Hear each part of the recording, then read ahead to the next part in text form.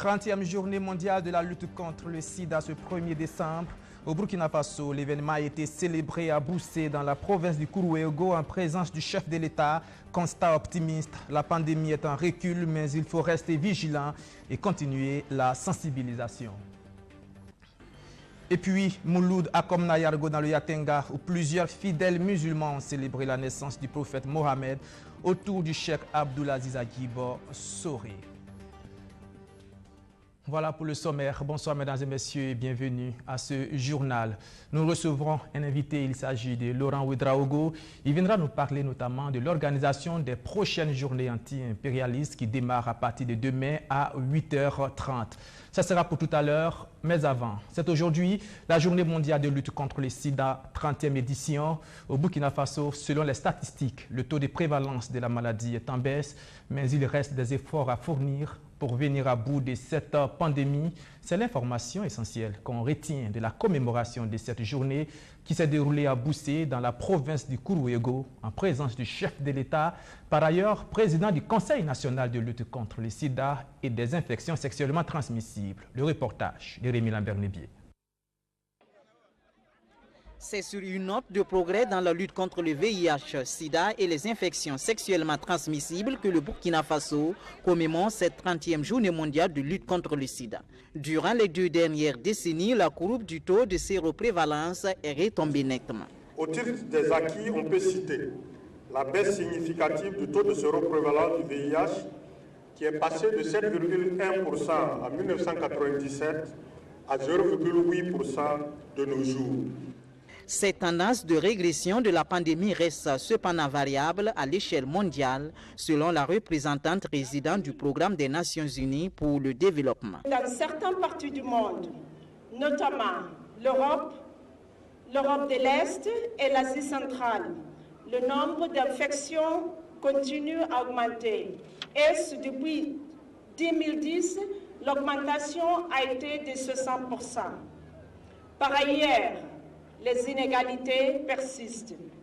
En Afrique de l'Ouest et Afrique centrale, plus de 2 personnes sur 3 n'ont pas eu accès au traitement. L'ONU-SIDA reste résolument tourné vers l'éradication de cette pandémie d'ici 2030 et près de 21 millions de personnes dans le monde vivant avec le VIH-SIDA sont actuellement sous traitement.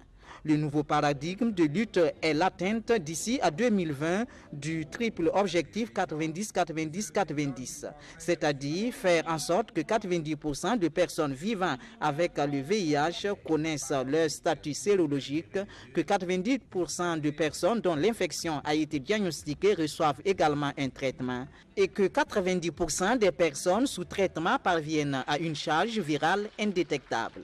Au Burkina Faso, des objectifs à court terme sont aussi fixés. Des objectifs dont le président du Conseil national de lutte contre le sida et les IST place les clés de succès autour de la volonté des populations à se faire dépister.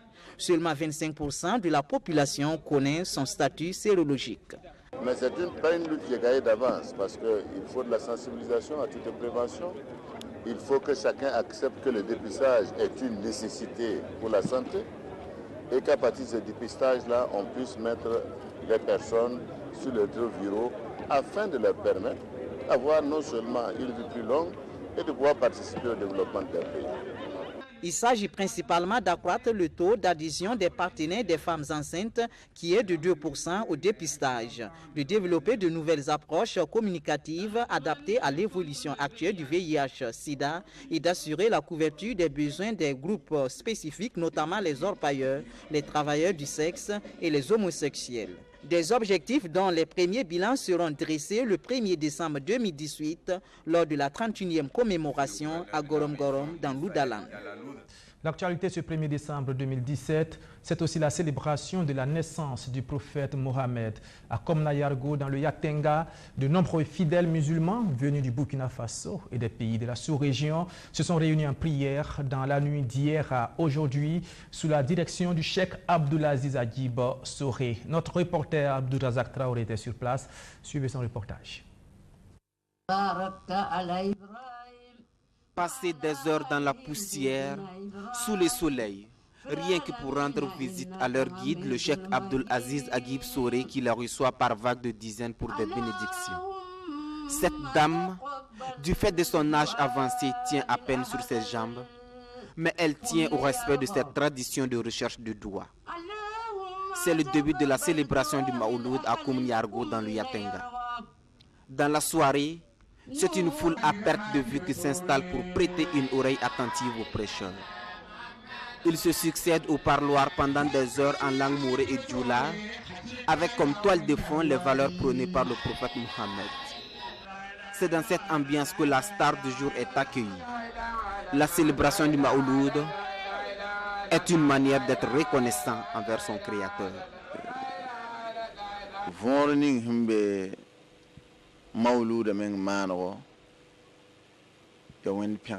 Ce qu'il faut retenir du Mouloud, c'est que c'est un moment pour rendre grâce à Dieu. Dieu même dit que si nous lui rendons grâce, nous serons davantage bénis. C'est pour cela que nous nous rassemblons pour prier à l'occasion de la naissance du prophète Mohammed. La célébration du Maouloud 2017, c'est aussi cette interpellation des autorités burkinabées à une bonne gouvernance des affaires du pays. C'est aussi le lieu pour nous de passer un message aux autorités. Toute personne à qui Dieu a donné une parcelle de pouvoir doit s'évertuer à être un bon dirigeant. Sinon, que ce soit sur la terre ou dans l'au-delà, vous aurez des problèmes.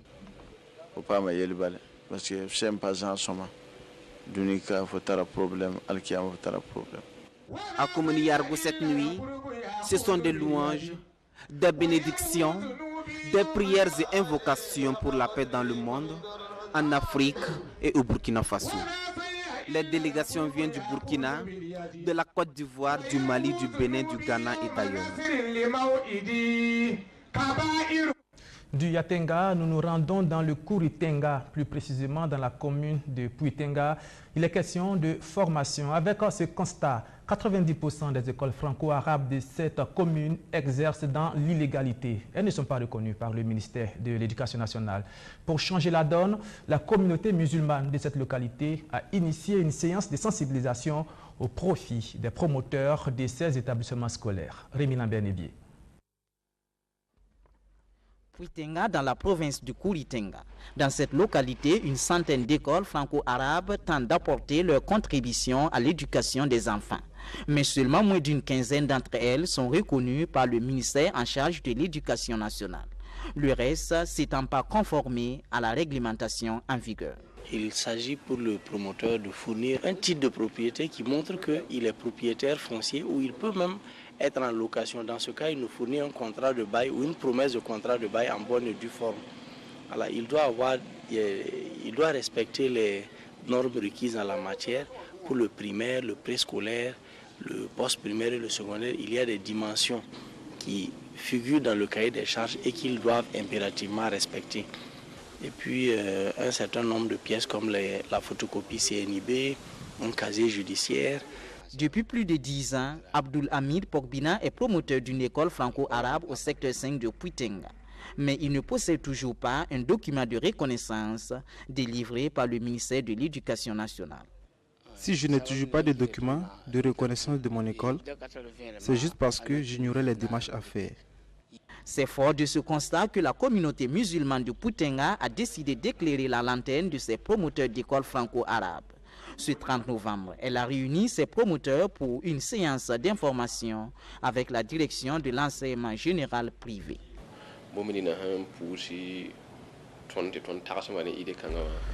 C'est lorsque j'ai parrainé les journées de l'excellence de la commune l'année dernière que j'ai fait le constat que la quasi-totalité des écoles franco-arabes de Puitenga exerçaient illégalement. J'ai donc initié cette séance de sensibilisation pour les pousser à se conformer à la réglementation. C'est également une occasion pour ces promoteurs d'exposer leurs difficultés aux autorités compétentes.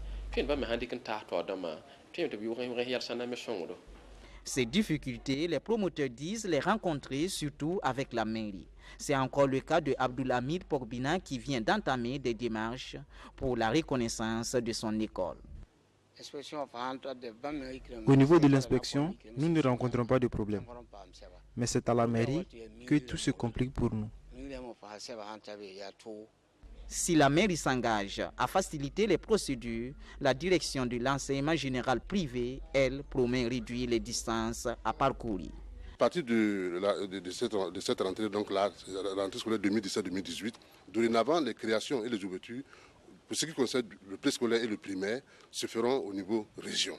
C'est l'une des difficultés qui sont souvent soulevées, mais dès lors qu'au niveau des créations et des ouvertures, les choses vont se faire au niveau des régions, je pense que ça va soulager un tant soit peu les promoteurs privés qui vont accélérer en tout cas leur reconnaissance, le processus de reconnaissance légale de leur établissement privé. La direction de l'enseignement général privé, qui apprécie l'initiative de la communauté musulmane de Pui-Tenga, ambitionne également organiser dans les mois à venir une opération spéciale de reconnaissance des écoles franco-arabes de la commune.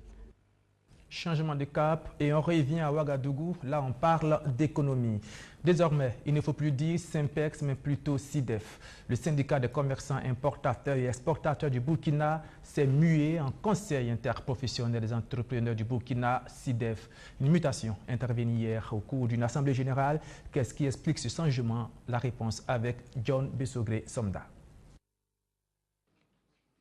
Le syndicat des commerçants importateurs et exportateurs du Burkina Faso, Synpex, fait peau neuve à travers un changement de dénomination. Réunis en assemblée générale le jeudi 30 novembre dernier, les membres de l'association créée en 1943 à Dakar ont décidé de passer du Synpex au SYDEF, le Conseil interprofessionnel des entreprises du Burkina Faso. Un changement de dénomination qui était devenu de l'avis de son président une obligation compte tenu des différentes mutations que le Synpex a connues depuis sa création. Ce passage est devenu nécessaire et indispensable parce que dans la réalité, le Synpex constitue la première organisation patronale du Burkina Faso.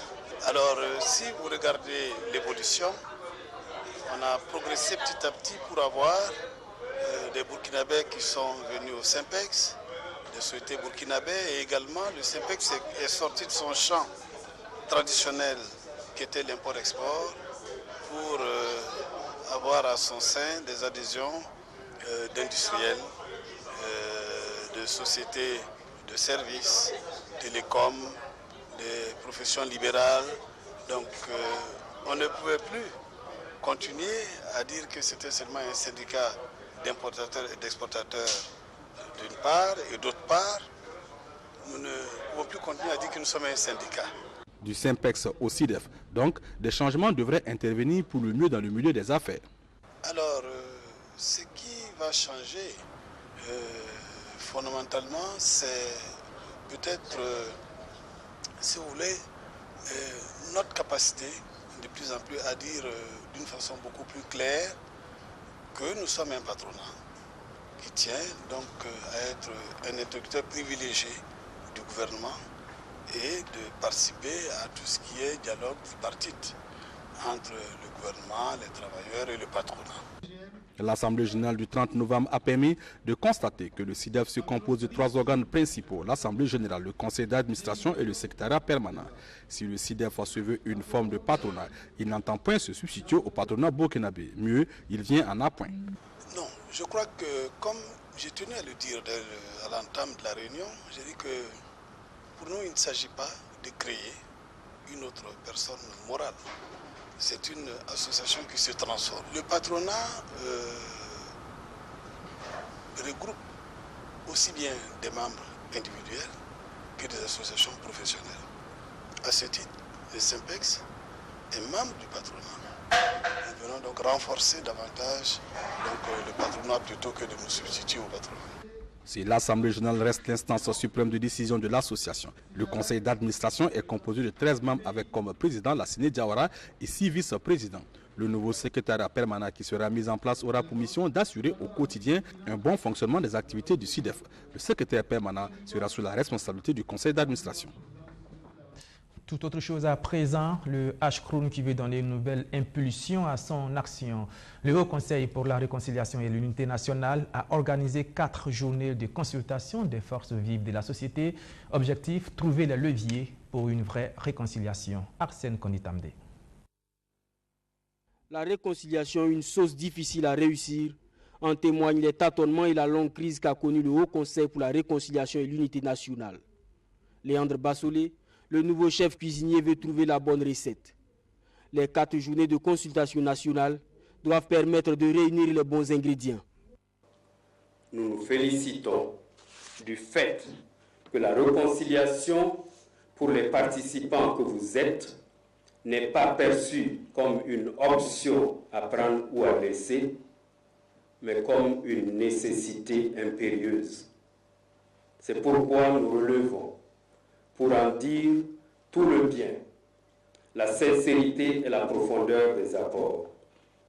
Pour les familles de victimes, la réconciliation est un repas qui ne saurait être mangeable sans des ingrédients comme la vérité et la justice.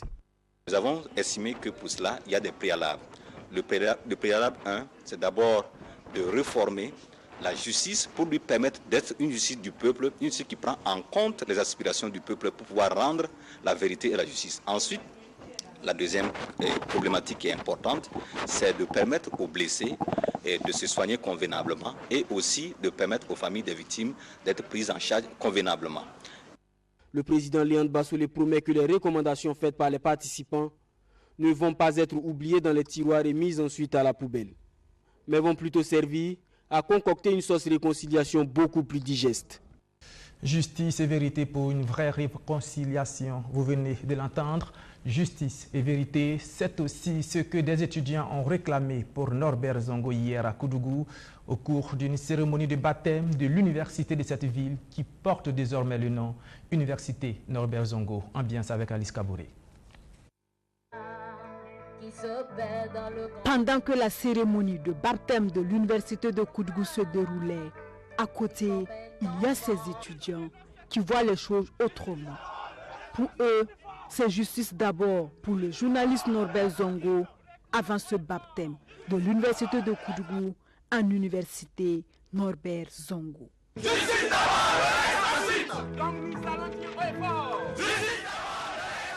S'ils pensent que ces stèles-là, ceux qui sont venus arrêter ici, va berner la conscience des étudiants, ils se trompent. Parce que ça fait 19 ans que nous sommes aux côtés de notre peuple. On se bat. On se bat pour la vérité et la justice pour Norbert Zongo. Immédiatement, le ministre de l'Enseignement supérieur réagit. Vous n'êtes pas obligé d'être d'accord avec moi, mais je dirai ce que je pense. Vous ne m'impressionnez pas du tout. Vous ne m'impressionnez pas du tout. Moi, je dis ce que je pense et je le dirai. Vous vous êtes exprimé ici. Personne n'a dit quelque chose. Je dirai le message que j'ai apporté. Je comprends que l'on s'en prenne ainsi. Mais être en politique ne veut pas dire qu'on est vendu ou on est un traître. J'étais là en 98, j'étais là en 99. C'est nous qui avons battu le béton, le macadam, pour réclamer justice à Norbert Zongo. Et certains sont là, ils peuvent le témoigner. Donc être allé là-bas, faire la politique, ce n'est pas parce qu'on renonce à l'idéal de justice.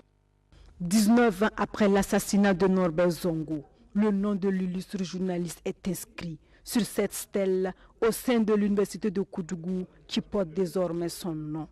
Et nous, les universitaires, nous avons juste pensé qu'en accord avec la famille, qu'il était bien d'afficher au fronton d'une université, la deuxième université du Burkina Faso, d'afficher le nom de Norbert Zongo.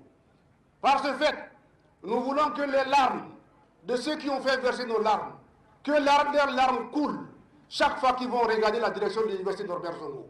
Ils se souviendront qu'ils ont tué et ils ont assassiné un homme digne qui était l'espoir de tout un peuple. Voilà le symbole que nous avons mis à cela. C'est cela que nous voulons qu'on retienne.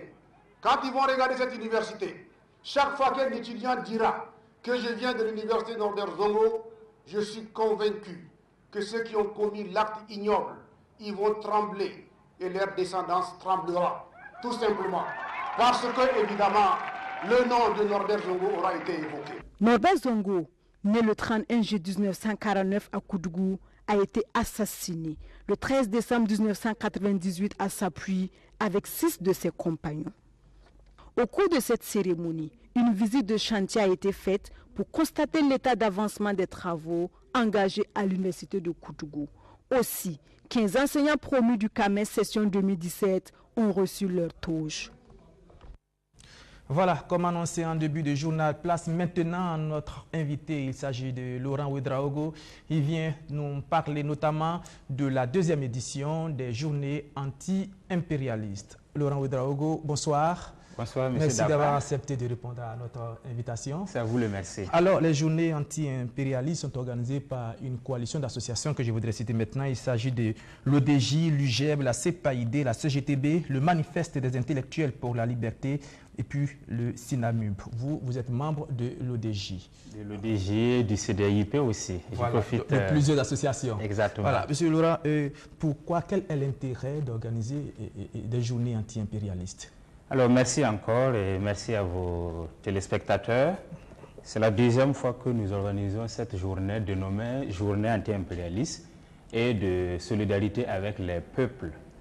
Alors, vous savez que cette année coïncide avec le centenaire de la grande révolution bolchevique de 1917 en Russie, où, pour la première fois dans notre humanité, la classe ouvrière, la paysannerie, et les autres composants du peuple, sous la direction du parti communiste marxiste bolchevique, cette classe qui était opprimée sous le pouvoir des stars, a pris ses responsabilités, a pris le pouvoir pour mettre en œuvre une politique de transformation révolutionnaire de la société pour sortir la Russie à l'époque, qui était exactement un pays agricole arriéré, dominé par plusieurs puissances impérialistes, sortir cette Russie-là de l'arriération sur tous les plans, sur le plan éducation, sur le plan santé, sur le plan industriel, sur le plan des rapports sociaux pour mettre fin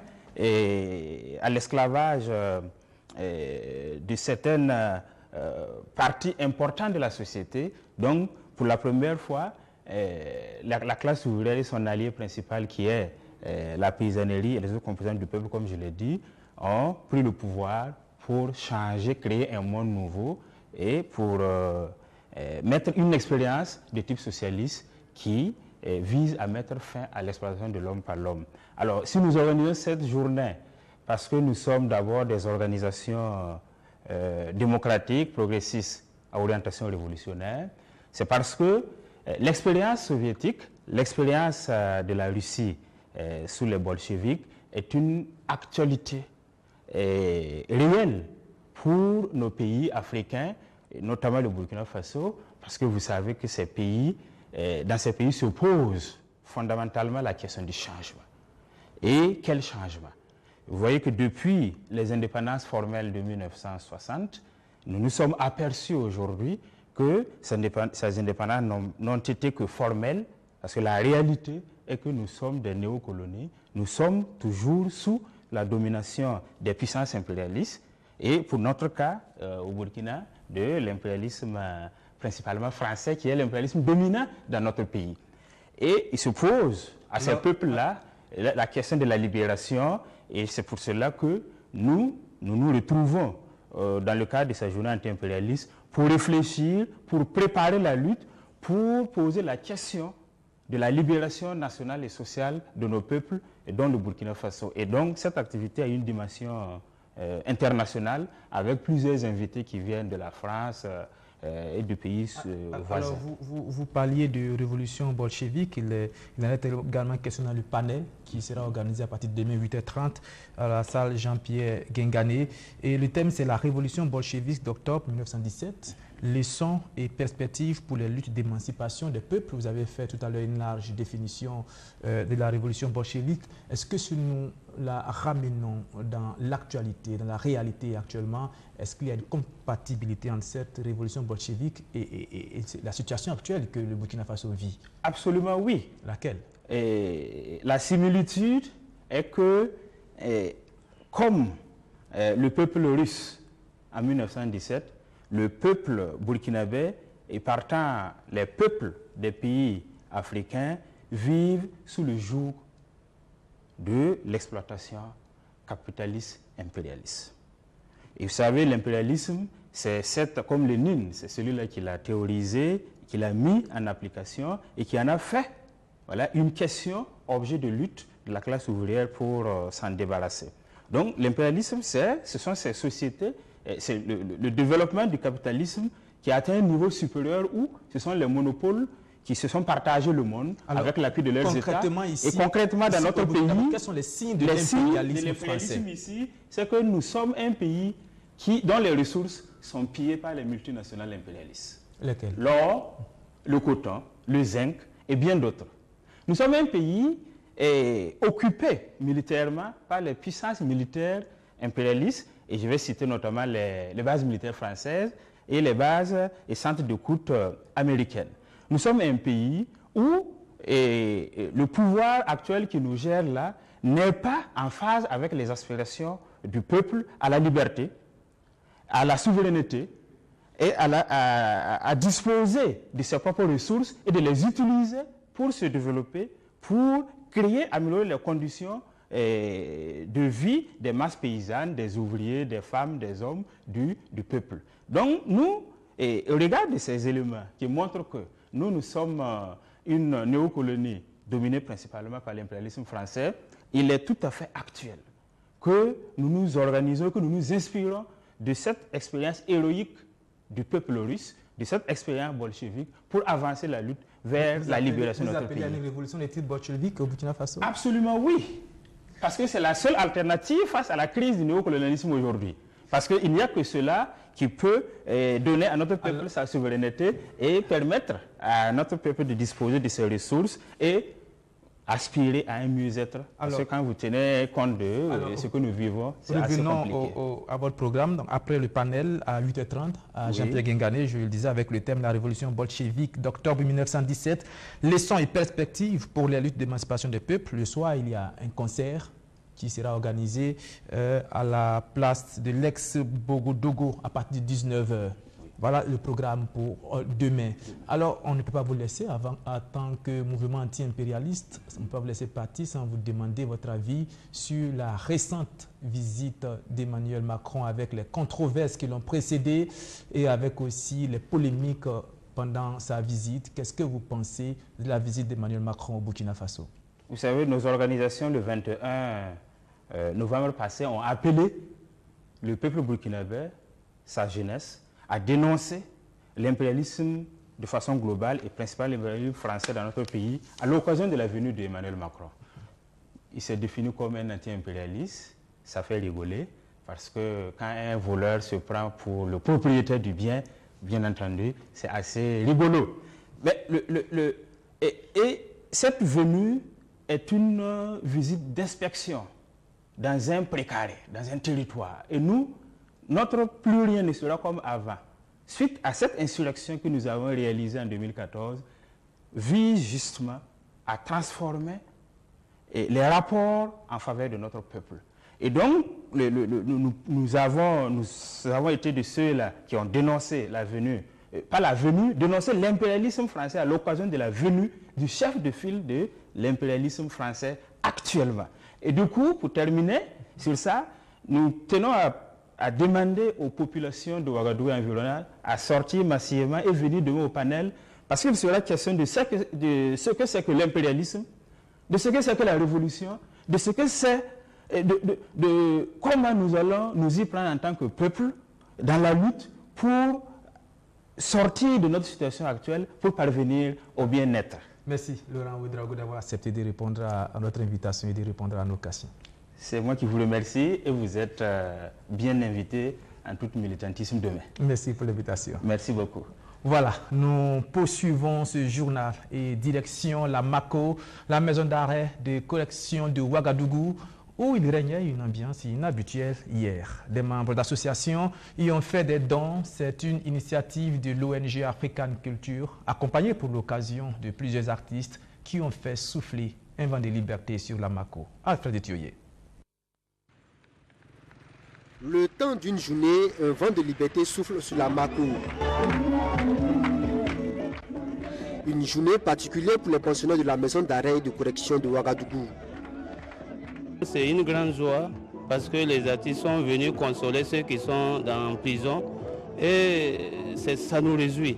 C'est vraiment intéressant de voir que les artistes pensent à nous, les hommes, les affaires, tous ceux qui vraiment qui pense à nous là. Une fois que tu es en prison, si quelqu'un vient te voir, tu es dans la joie. Parce que généralement, ceux qui sont en prison sont rejetés, sont oubliés. Mais vous qui êtes venus nous voir, vraiment nous sommes dans la joie. Le festival Vent de Liberté est une initiative de l'Association africaine culture. L'objectif est de participer à l'humanisation des lieux de détention. Il faut humaniser tous les secteurs de notre vie. Et quand on parle d'une maison d'arrêt de correction, c'est encore plus difficile. C'est là-bas qu'il faut venir humaniser. Humaniser, c'est mettre en exergue le côté humain de l'être humain. Restons humains. Humains, ayons pitié, partageons. Voilà. Donc on a décidé de consacrer toute une journée de notre vie pour venir les égayer. Il y a des gens qui consacrent 30 minutes, c'est bon. 15 minutes, c'est bon. Il y a des gens qui font des dons, c'est bon. Vous voyez, il y a une demoiselle qui dit qu'elle fête son anniversaire aujourd'hui, mais elle ne va pas aller fêter en boîte avec le champagne, qu'elle est fatiguée. Elle nous a offert 2 sacs de riz, un bidon d'huile. Elle est de préparer pour les femmes. La noblesse des ambitions poursuivies par l'Association africaine culture suscite l'adhésion de nouveaux partenaires. Outre l'association Manégré nommant pour les orphelins pour partenaires traditionnels, l'école de la vie de Nestorine Sangaré marque son intérêt pour le festival. Ceux qui sont dehors en général, ils pensent que ceux qui sont détenus, c'est les pires personnes. Alors que n'importe qui peut se retrouver là. On ne sait pas tout ce qui peut arriver dans la vie. Mais moi, puisque j'encadre des jeunes, je me suis dit, pourquoi ne pas les amener pour voir? Comme ça, ils ont l'occasion de voir ceux qui sont là et savoir qu'ils ne sont pas différents. Et eux aussi, pour que dans leur vie, qu'ils puissent faire attention. À une prison, il y a toujours 2 côtés. Un qui est dedans et l'autre qui sont dehors. Ça veut dire leur famille, ils souffrent dehors. Les femmes, leurs maris, ils sont ici, ils n'ont pas les moyens, ils ne peuvent rien faire. Et ils viennent chez nous à impôt et c'est nous qui s'en occupent de leurs enfants, on paye leur école, on paye leur manger. En tout cas, on fait tout pour solver les soucis de toute une famille. Au menu de cette 8e édition du Festival Vent de la Liberté, un concert, un repas communautaire avec les détenus, une assistance médicale et un match de football. Après Ouagadougou, les maisons d'arrêt et de correction de Bobo Dioulasso et de Kaya accueilleront les festivités.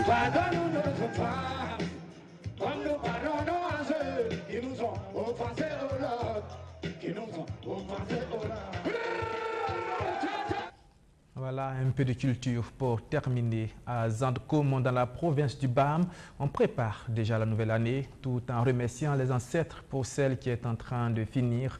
C'est la cérémonie du Napoussom. Regardez plutôt, c'est un reportage d'Amélie Komboigo. Il est 14h ce samedi 25 novembre. Sous un soleil de plomb, tous les habitants de Zandkoum sont là, au palais de Sa Majesté le Risiam Nabakwanga. Ils attendent leur chef suprême. Quand l'heure vient de sortir du chef, il est accompagné par une foule qui fait ses louanges jusqu'à son trône.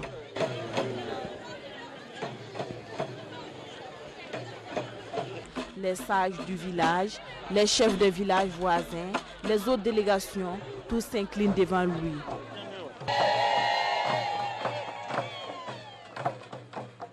Nous sommes au Napoussom, une cérémonie coutumière pour dire merci aux ancêtres pour l'année écoulée et demander leur clémence pour l'année à venir. La cérémonie de ce soir, enfin d'aujourd'hui, qui a connu son début même depuis hier, avec des sacrifices, des offrandes à la mémoire de nos parents disparus, nos ancêtres, afin que nous ayons plus de santé, de paix. Pour cette nouvelle année, le Risiam Nabakwanga demande à tous les habitants de son village de cultiver la paix. 2 messages. Premièrement, c'est nous avons invité la population à être des messagers de la paix. Deuxièmement, nous avons voulu transmettre nos valeurs ancestrales à la jeune génération. Sa Majesté le Risiam Nabakwanga est le 30e chef de canton de Zandkoum, un village situé à une vingtaine de kilomètres de Kongoussi. Le Napoussom est célébré chaque année. Celui de 2017 est le 3e de Sa Majesté le Risiam Nabakwanga. Les rituels durent 2 jours et interviennent après les récoltes de chaque année.